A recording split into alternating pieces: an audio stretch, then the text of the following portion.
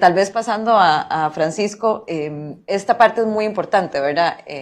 Me perdono también, doña Miriam, si voy a ser muy simplista, pero la migración usualmente se da en olas, ¿verdad? Hay una primera ola de personas con ciertas condiciones que salió hace, no sé, 20 años, otra hace 10, y ahora estamos viendo una ola mucho más grande.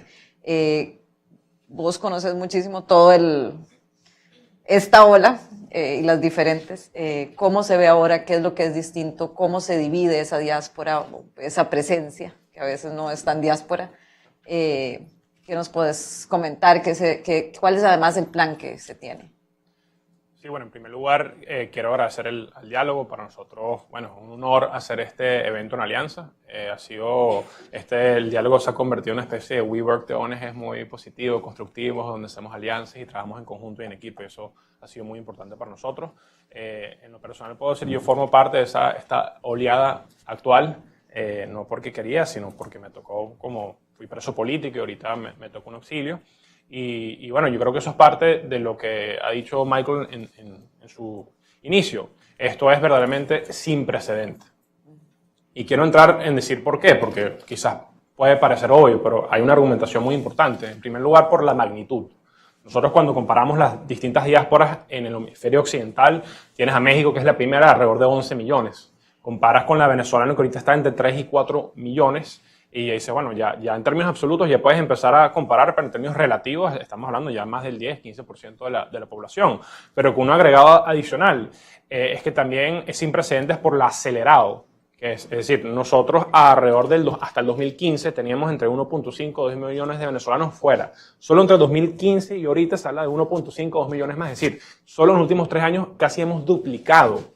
Y la realidad es que todas las cifras que vamos a escuchar hoy en día están desactualizadas por lo acelerado del fenómeno.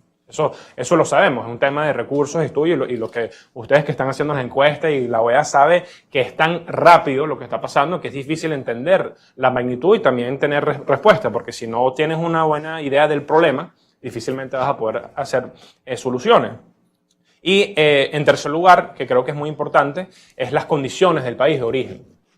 Porque nosotros estamos viendo condiciones casi que de un país en guerra, aunque en Venezuela formalmente no ha sido declarada una guerra. Las condiciones que los venezolanos están llegando en Colombia, en Latinoamérica, y ojo, y esta oleada se caracteriza porque la gran mayoría es hacia Sudamérica y Latinoamérica. En otras oleadas, más hacia Estados Unidos, España, otros países, vemos los anécdotas en la frontera. Bueno, usted lo sabe, diputados venezolanos, ¿por qué se están yendo? Bueno, porque estoy pasando hambre en mi país.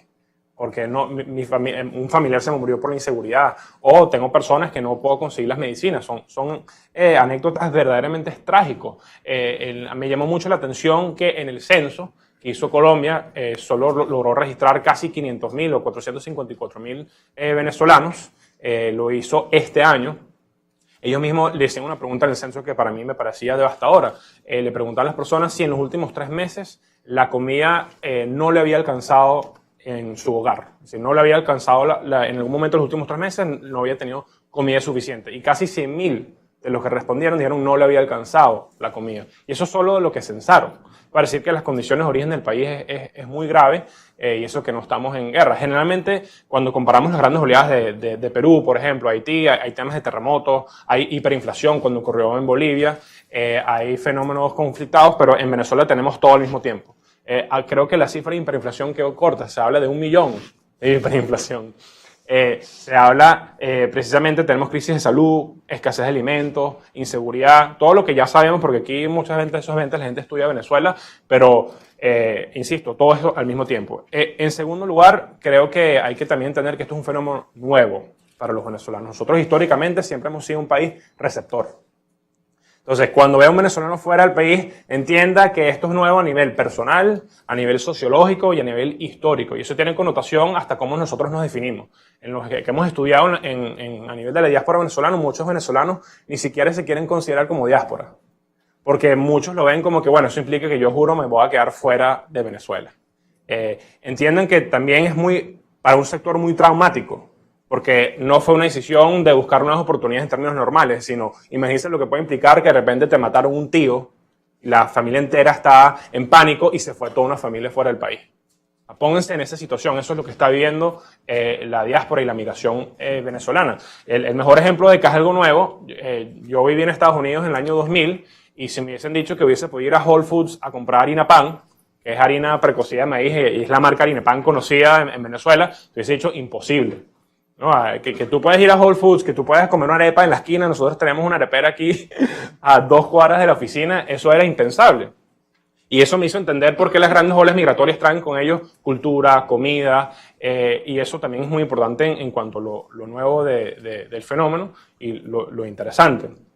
Y en tercer lugar, y con esto termino, la migración es heterogénea.